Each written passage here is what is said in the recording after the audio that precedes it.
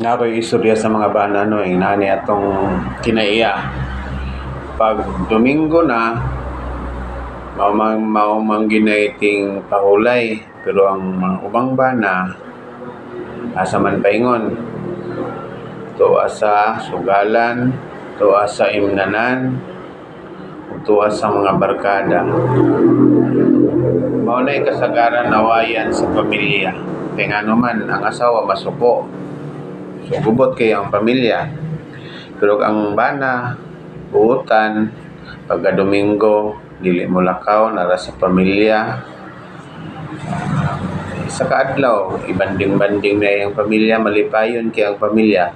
Pero naiusa ka mo tiwalag sa pamilya nga maski asawa, mula ka og Domingo, ang bana ray mabilin sa balay, magubot jud ang pamilya. Ingon ani man gud niyang kinabuhi. Pag minyo na ka, ang imong barkadahon, imo yung pamilya. Wala jud gubot. Bisan pa gamay ra kang income. Pwede rag naa mo sa balay magtapok, nagluto mo, dahalag ka munggay og bulad ra yung sudan, malipayon kay ngano nagkahiusa mo nga pamilya.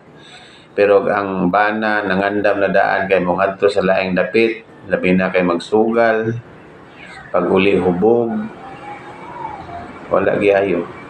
Sa pagkatinuod lang, wala giayo. Agi na ko na, tinuod lang. Pero ikaw ba na nasa balay ra, wala yun gubot.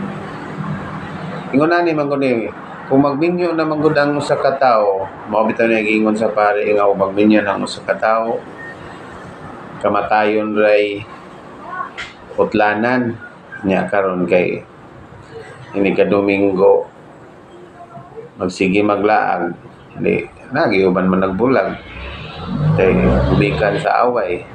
Dili man tanan ang awayan sa pamilya pinansyal, dili sa ato ra ng binuhatan.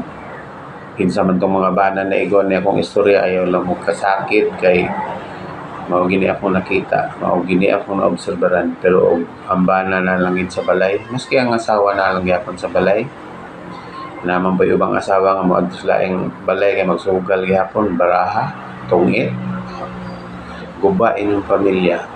Pero ang inyong pinagiusa pagka Domingo mo simba, muli sa balay, magluto, ibo, pag man naman trabaho.